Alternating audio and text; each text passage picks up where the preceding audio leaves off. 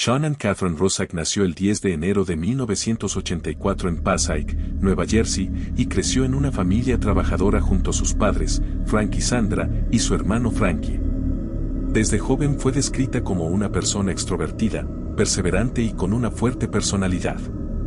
Antes de conocer a Chris Watts, Shannon había pasado por un matrimonio fallido y enfrentado problemas de salud, incluyendo lupus y otros padecimientos autoinmunes, experiencias que marcaron su carácter y la llevaron a valorar profundamente la estabilidad familiar.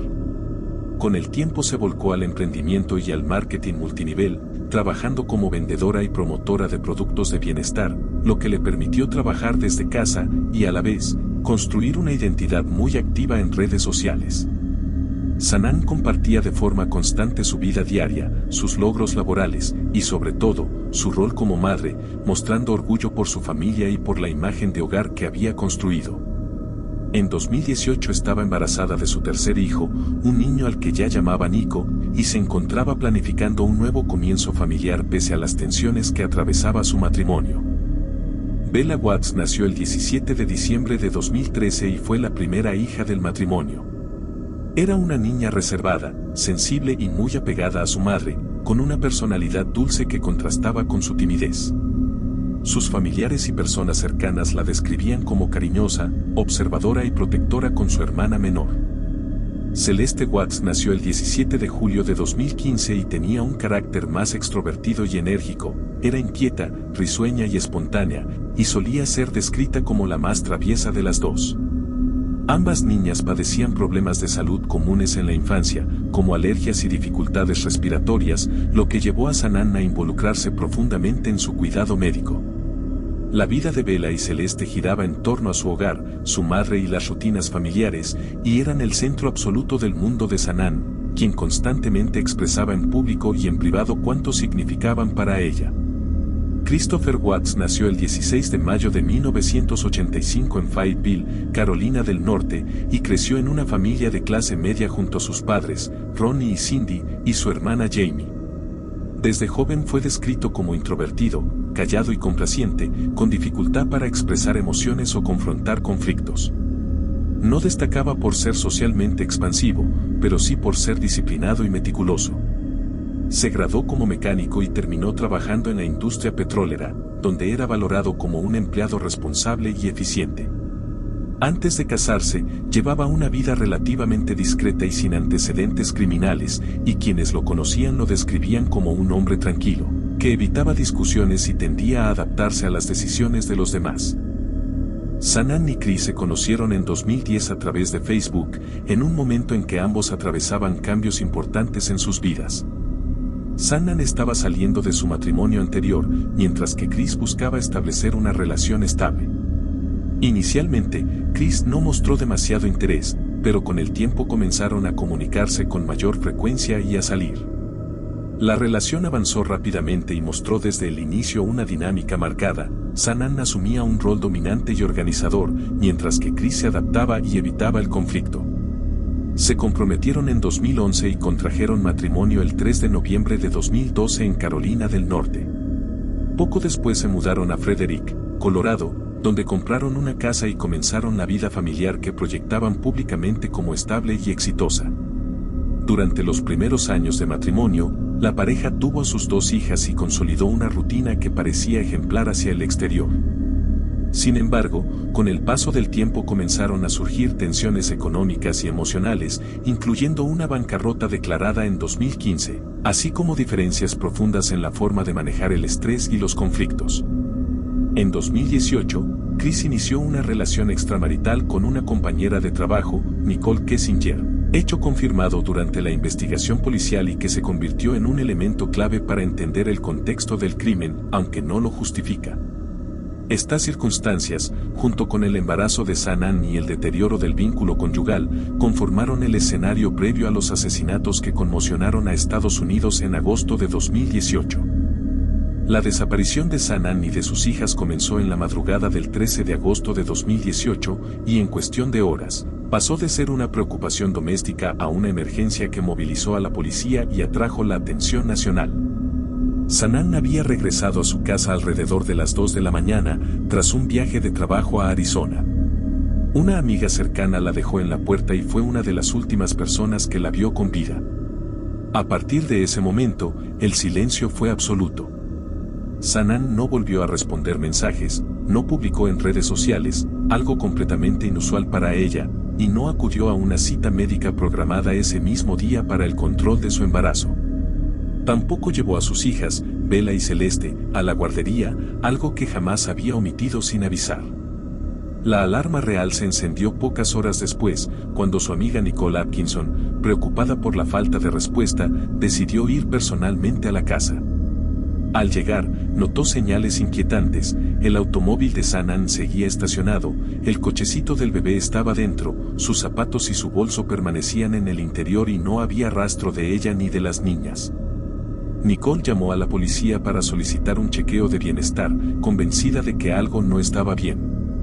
Cuando los agentes llegaron, Chris ya se encontraba en la vivienda y comenzó a dar explicaciones confusas. Dijo que Sanaan había salido con las niñas tras una discusión y que no sabía a dónde había ido, una versión que no convenció del todo a los oficiales ni a los amigos presentes. Ese mismo día, la policía inició las primeras diligencias, revisaron la casa, hablaron con vecinos y comenzaron a reconstruir los últimos movimientos de la familia. Un vecino mostró imágenes de una cámara de seguridad donde se veía a Chris cargando su camioneta en horas tempranas de la mañana, un comportamiento que llamó la atención de los investigadores. Mientras tanto, Chris apareció ante las cámaras de televisión pidiendo públicamente el regreso de su esposa y sus hijas, con un discurso que pretendía transmitir angustia, pero que muchos espectadores percibieron como extraño y poco emocional. Esa contradicción entre la imagen pública y la evidencia que comenzaba a emerger se convirtió en uno de los elementos más inquietantes del caso. Con el paso de las horas, la desaparición dejó de tratarse como un simple extravío. La falta de actividad en el teléfono de Sanaan, la ausencia total de movimientos bancarios y la conducta errática de Chris reforzaron las sospechas.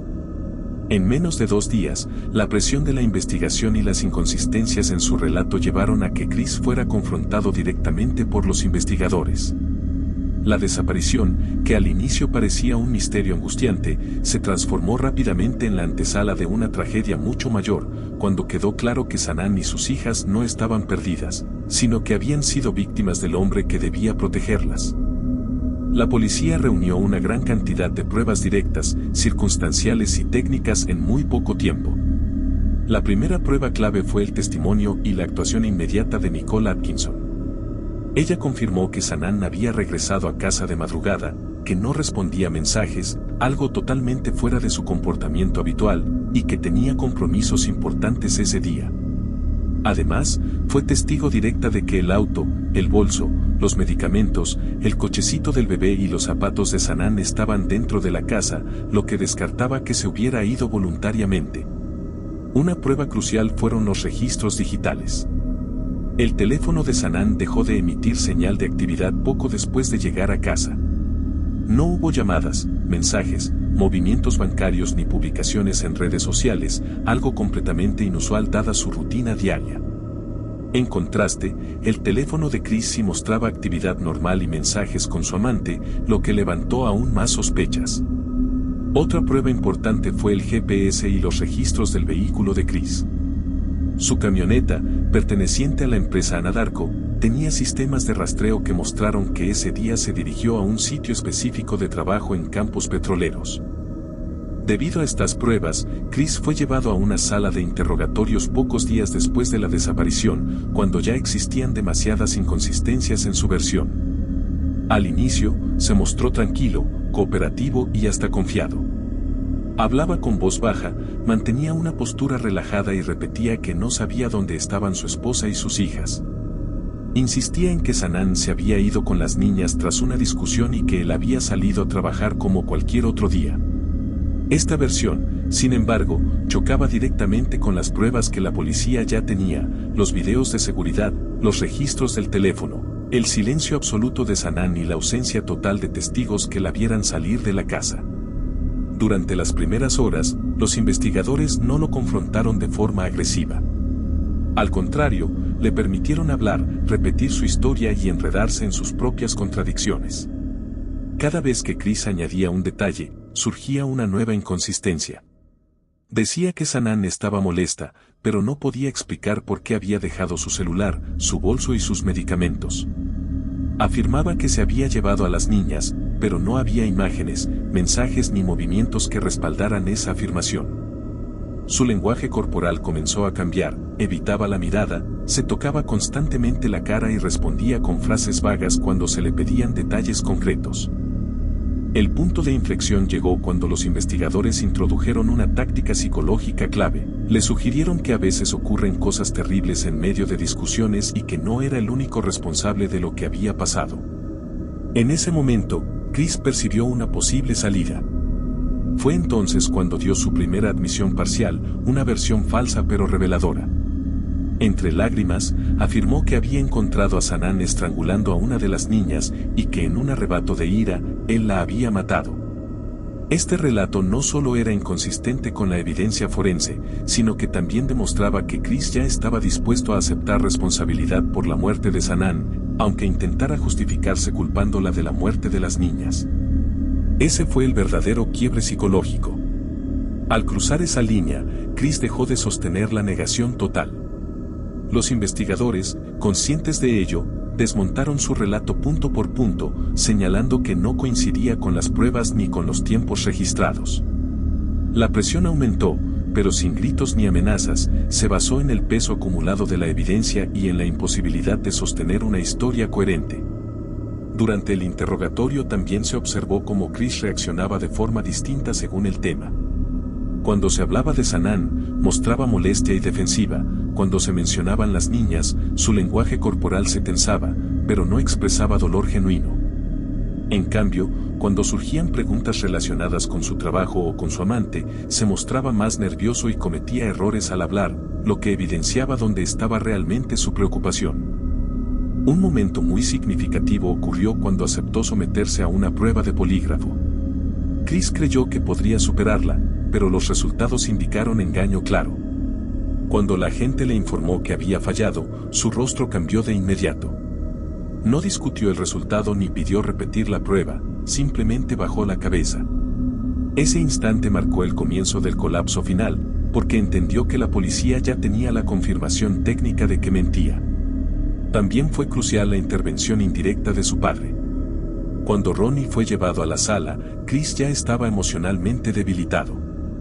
Frente a su padre, dejó caer su fachada por completo y fue ahí donde pronunció su primera confesión falsa, acusando a Sanaan de haber matado a las niñas. Esa escena es especialmente importante porque muestra que Chris buscó aprobación, comprensión o alivio emocional en la figura paterna, incluso mientras mentía. Después de esa admisión parcial, los investigadores no celebraron ni se apresuraron. Al contrario, dejaron que Chris siguiera hablando.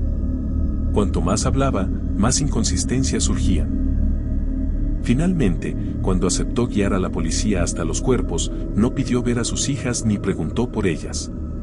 Su preocupación se centró en el proceso, en hacer lo correcto ahora, más que en el daño irreversible que había causado. Era la tarde del 15 de agosto de 2018 cuando los agentes se dirigieron, junto a él, a un sitio remoto de trabajo perteneciente a la empresa petrolera Anadarko, un área de tanques de almacenamiento de crudo ubicada en campos abiertos, lejos de zonas residenciales. El lugar no había sido elegido al azar. Chris trabajaba allí con frecuencia, conocía los horarios, los accesos y sabía que era poco transitado. Al llegar, los investigadores notaron de inmediato el silencio absoluto del sitio. Chris señaló primero una zona apartada del terreno. Allí, en una zanja poco profunda, cubierta apenas con tierra suelta, fue localizado el cuerpo de Sanaan. Estaba boca abajo, enterrada sin cuidado, vestida con la misma ropa con la que había regresado a casa la madrugada del 13 de agosto. El hallazgo confirmó que había sido estrangulada y que el feto que llevaba, su hijo no nacido, también había muerto como consecuencia directa del asesinato. La escena fue descrita por los agentes como apresurada, casi descuidada, lo que evidenciaba que el entierro no fue planeado a largo plazo, sino ejecutado con urgencia. Luego vino el momento más estremecedor. Chris condujo a los investigadores hacia dos enormes tanques metálicos de petróleo, estructuras industriales diseñadas para almacenar crudo. Señaló uno y luego el otro. Dentro de esos tanques, separados, se encontraban los cuerpos de Bella y Celeste.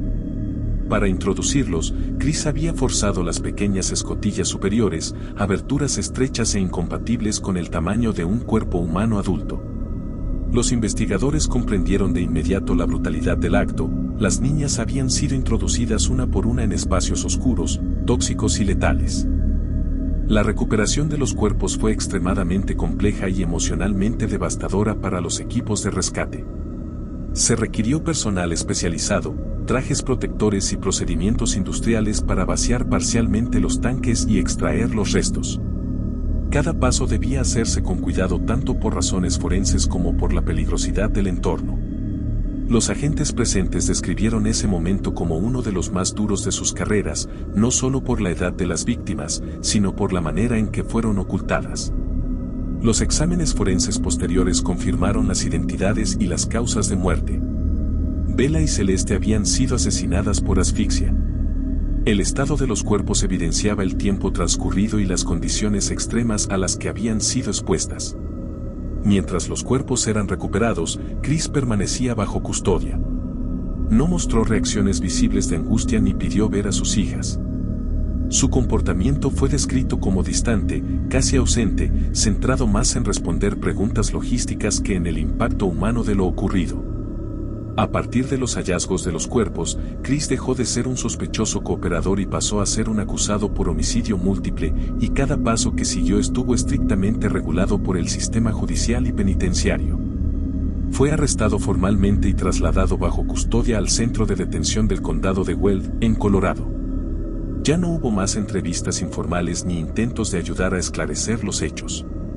En ese traslado, Chris permaneció en silencio y no mostró resistencia. Según los informes policiales, su comportamiento fue dócil y carente de reacciones emocionales visibles. Ese mismo día, la fiscalía presentó cargos formales en su contra. Inicialmente se le imputaron 3 cargos de asesinato en primer grado y cargos por manipulación de cadáveres. Con el avance de la investigación forense y la confirmación del embarazo de Sanaan, los cargos se ampliaron para incluir la terminación ilegal del embarazo y cargos adicionales por el asesinato de menores. Desde ese punto, Chris quedó sin derecho a fianza, dada la gravedad de los delitos y el riesgo procesal. En los días posteriores, Chris fue mantenido en confinamiento separado, por razones de seguridad. El caso ya era nacionalmente conocido y las autoridades temían tanto represalias de otros reclusos como intentos de autolesión. Durante ese periodo, fue evaluado por personal médico y psicológico de la cárcel, un procedimiento estándar en casos de alto perfil y delitos extremadamente violentos. El juicio de Chris no fue un proceso largo ni lleno de testimonios públicos como muchos esperaban, pero aún así estuvo cargado de tensión, dolor y momentos decisivos que sellaron para siempre el destino del caso. Tras el hallazgo de los cuerpos y la confesión inicial, Chris fue acusado formalmente por la fiscalía. Los cargos eran extremadamente graves: 3 cargos de asesinato en primer grado, 2 cargos adicionales por asesinato de menores de edad, 1 cargo por la terminación ilegal del embarazo, ya que estaba embarazada de 15 semanas, y 3 cargos por manipulación de cadáveres. Desde el inicio, el caso cumplía todos los requisitos legales para que la fiscalía solicitara la pena de muerte. Durante las audiencias preliminares, la fiscalía dejó claro que tenía un caso sólido y prácticamente irrefutable. No solo contaba con la confesión de Chris, sino también con una enorme cantidad de pruebas físicas, digitales y circunstanciales, registros telefónicos, videos de cámaras de seguridad, datos de geolocalización del vehículo de trabajo, mensajes de texto que demostraban la relación extramarital, inconsistencias documentadas en sus declaraciones, y finalmente, la localización de los cuerpos exactamente donde él indicó. Todo apuntaba a que de llegar a un juicio conjurado, la probabilidad de una condena total era altísima. Mientras tanto, la defensa entendió rápidamente que no había una estrategia real para absolverlo. No existía duda razonable, no había evidencia de terceros involucrados y las versiones cambiantes de Chris solo empeoraban su posición. En este contexto comenzó una etapa crucial. Los padres de Sanaan, devastados por la pérdida de su hija y sus nietas, tomaron una decisión que sorprendió a muchos: pidieron formalmente que no se solicitara la pena de muerte. Su argumento fue claro y profundamente humano: No querían pasar años reviviendo el horror en apelaciones interminables ni prolongar el sufrimiento emocional que un proceso capital suele implicar. Atendiendo ese pedido, la Fiscalía decidió retirar la opción de la pena de muerte y negociar un acuerdo de culpabilidad. Este punto fue determinante porque abrió la puerta a una resolución rápida del caso. Chris aceptó declararse culpable de todos los cargos principales a cambio de recibir cadena perpetua sin posibilidad de libertad condicional. El 6 de noviembre de 2018, en una sala de audiencia silenciosa y cargada de tensión, Chris se declaró formalmente culpable. No hubo dramatismo ni intentos de justificar sus actos. En ese momento, el caso dejó de ser una investigación abierta y pasó a ser una condena asegurada. La audiencia de sentencia fue uno de los momentos más emotivos y duros del proceso. Familiares y amigos de Sanaan y de las niñas tuvieron la oportunidad de dar declaraciones de impacto de la víctima. Su padre, Frank, habló del dolor irreparable de perder a su hija y a sus nietas.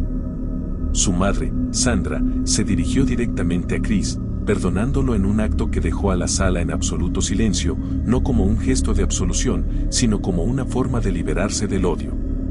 Otros familiares y allegados recordaron a Bella y Celeste como niñas llenas de vida, subrayando la magnitud de lo que había sido arrebatado. Chris, por su parte, no dio un discurso extenso. Ofreció una breve disculpa, considerada por muchos como insuficiente y carente de emoción.